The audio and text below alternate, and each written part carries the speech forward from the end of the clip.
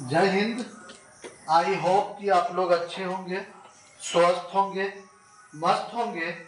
आज फिर से जो हम लेकर के आए हैं आज जो लेकर के आए हैं वो क्लास 12th का हिस्ट्री चौथा चैप्टर हमने स्टार्ट किया था। आप लोग को बताए थे विचार, विचारक था और विश्वास और इमारतें, जिसमें हम बताए थे विचार नई नई जो लोग आए वो नई नई सोच नई नई विचार को लेकर के आए। उसके बाद विश्वास में हम बताए थे कि कौन कौन से धर्म जो है विकसित हुआ। उसके बाद इमारत में बताए थे कि धर्म से जुड़ी हुई इमारत, जो धर्म से जुड़ा हुआ चीज होता था जिसको धर्म स्थल बोलिए, उससे जुड़ी हुई इमारत था।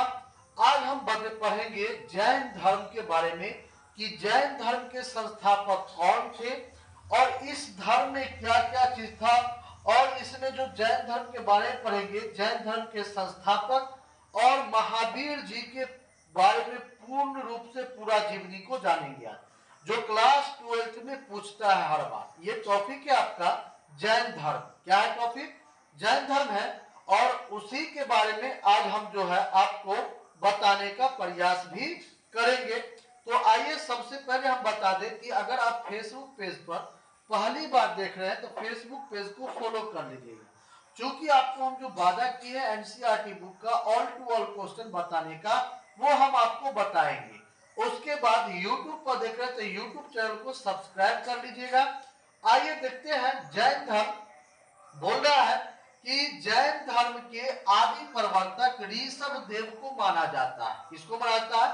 जैन धर्म का जो आदि प्रवर्तक थे वो ऋषभ देव को माना जाता है। याद रखिएगा, यहां से आपका ऑब्जेक्टिव भी पूछता है। आगे बोल रहा है कि ऋषभ देव को आदिनाथ भी कहा जाता है। ऋषभ देव को आदिनाथ भी कहा जाता है, यानी ऋषभ देव जो थे उसको जो है आदिनाथ के नाम से भी जाना जाता है। जैन धर्म में 24वें यानी अंतिम तीर्थकर महावीर स्वामी थे, 24 नंबर पर थे। इससे पहले कौन थे? 23 नंबर पर तो ऋषभ देव थे। कौन थे? ऋषभ देव थे। और ऋषभ देव के बाद जो आए वो कौन आए थे? महावीर स्वामी, जो 24वें और अंतिम तीर्थकर महावीर स्वामी थे। तीर्थकर का मतलब हम इससे पहले हम आपको वीडियो में बता चुके हैं, नहीं देखे तो जा करके देख सकते हैं। आगे बोल रहा है कि महावीर स्वामी का यानी अंतिम का थे, अंतिम तीर्थकर जो थे यानी 24 नंबर पर वो कौन थे? 24वें स्थान पर महावीर स्वामी थे। आगे बोल रहा है कि जैन धर्म के वास्तविक संस्थापक, याद रखिएगा पूछता है कि जैन धर्म का वास्तविक संस्थापक कौन है। तो जैन धर्म का वास्तविक संस्थापक जो होगा वो कौन होगा? बताइए जल्दी से। तो जैन धर्म का वास्तविक संस्थापक जो है वो आपको महावीर स्वामी को माना जाता है। किसको माना जाता है? तो जैन धर्म का वास्तविक संस्थापक किसको माना जाता है? महावीर स्वामी को माना जाता है, याद रखिएगा। उसके बाद है आपका कि महावीर स्वामी का जन्म, यानी महावीर स्वामी का जन्म कब हुआ था? तो महावीर स्वामी का जो जन्म हुआ था वो 540 ईसा पूर्व में वैशाली के निकट कुंड ग्राम में हुआ था। याद रखिएगा, पूछता है यहां से ऑब्जेक्टिव कैसे पूछेगा? पहला पूछेगा कि महावीर स्वामी का जन्म कब हुआ था? 540 में। दूसरा पूछेगा महावीर स्वामी का जन्म बिहार के किस जिला में हुआ था? तो वैशाली जिला में हुआ था। महावीर स्वामी का जो गांव था, कौन से गांव में जन्म लिए थे, जन्म हुआ था? तो वो हुआ था कुंड ग्राम में। कहा हुआ था? कुंड ग्राम में, याद रखिएगा। और जैन धर्म का वास्तविक संस्थापक कौन है? तो वो है आपका महावीर स्वामी। ये भी पूछता है यहां से। आगे देखिए, महावीर स्वामी का जो मूल नाम था वो वर्धमान था। क्या था? महावीर स्वामी का मूल नाम वर्धमान था। महावीर स्वामी का जो मूल नाम था वो क्या था? वर्धमान था।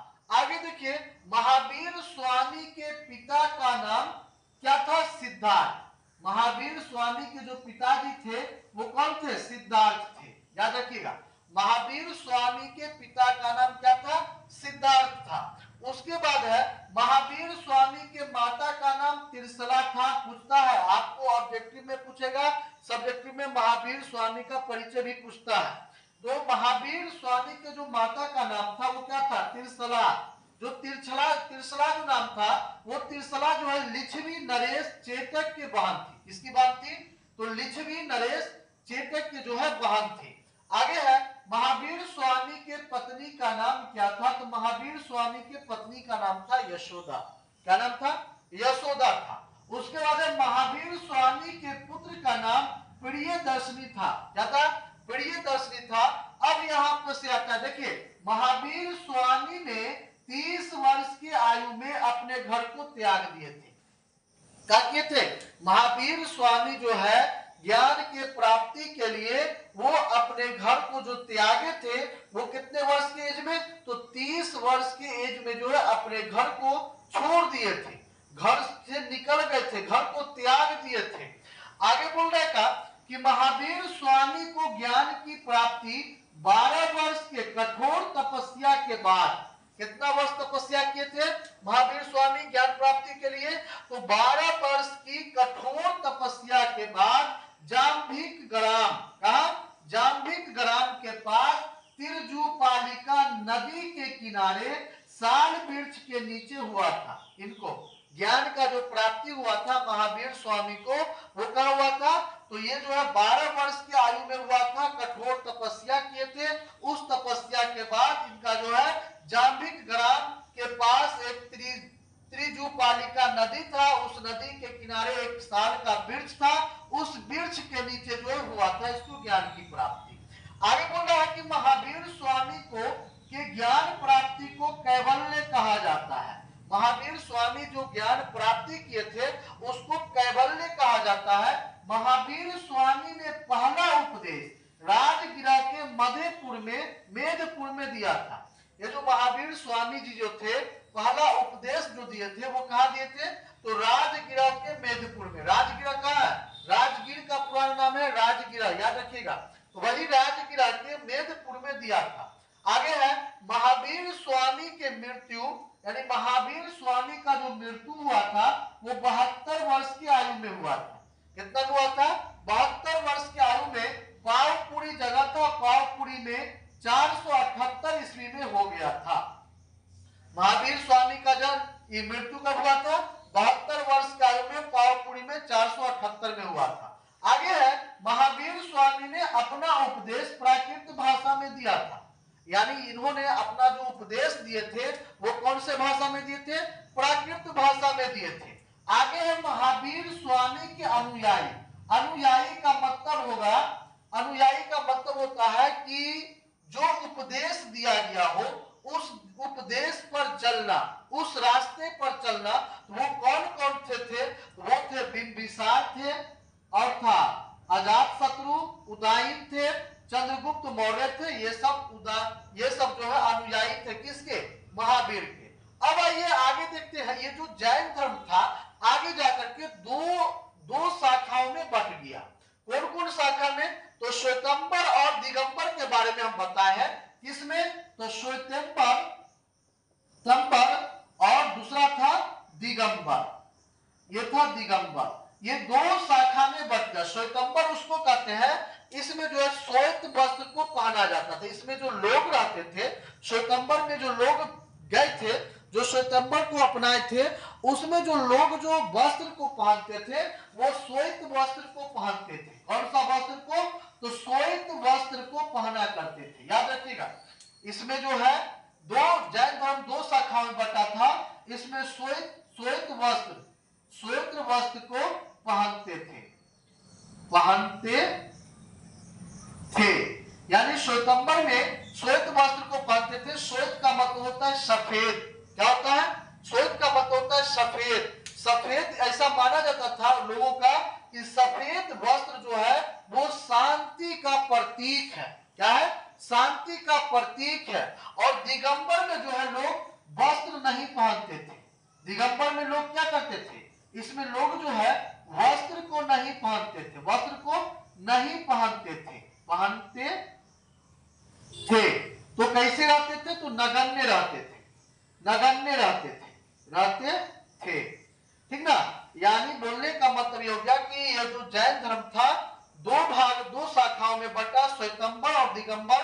श्वेतंबर में श्वेतंबर वस्त्र को पहनते थे। श्वेतंबर मतलब होता है सफेद। सफेद का मानना था उन समय लोगों का मानना था कि सफेद जो है शांति का प्रतीक है, और दिगंबर का मतलब लोग जो है वस्त्र नहीं पहनते थे बल्कि नगण्य रहते थे। इनका कुछ उपदेश व्रत भी था।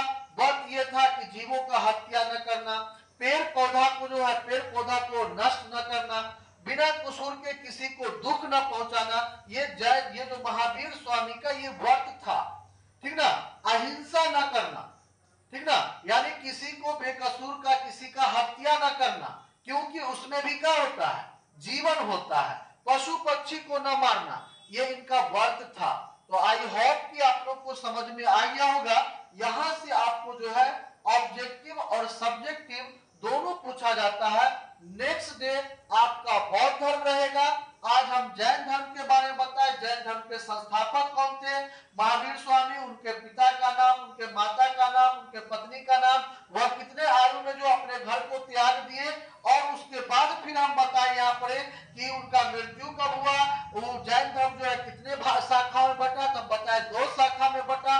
कौन कौन शाखा था, श्वेतंबर और दिगंबर, ये दोनों हम बताए। यहाँ से आपका 100% एकदम पक्का पक्का गारंटी के साथ यहाँ से क्वेश्चन हर साल पूछा जाता है। तो यहाँ से जो क्वेश्चन रहता है आप एक एक पॉइंट को नोट कर लीजिएगा, ताकि आपको बाद में पढ़ने में या उसको समझने में कोई दिक्कत न होगा। अगर कोई कठिनाई, कोई दिक्कत, कोई परेशानी, कोई प्रॉब्लम अगर हो रहा है, तो आप बेझिझक जो है आप हमसे क्वेश्चन कर सकते हैं। क्वेश्चन आप कमेंट में लिख करके भेज सकते हैं। और एक और बात, आप कहां से देख रहे हैं कमेंट में एक बार जरूर बताइएगा। आज के लिए बस इतना ही, धन्यवाद।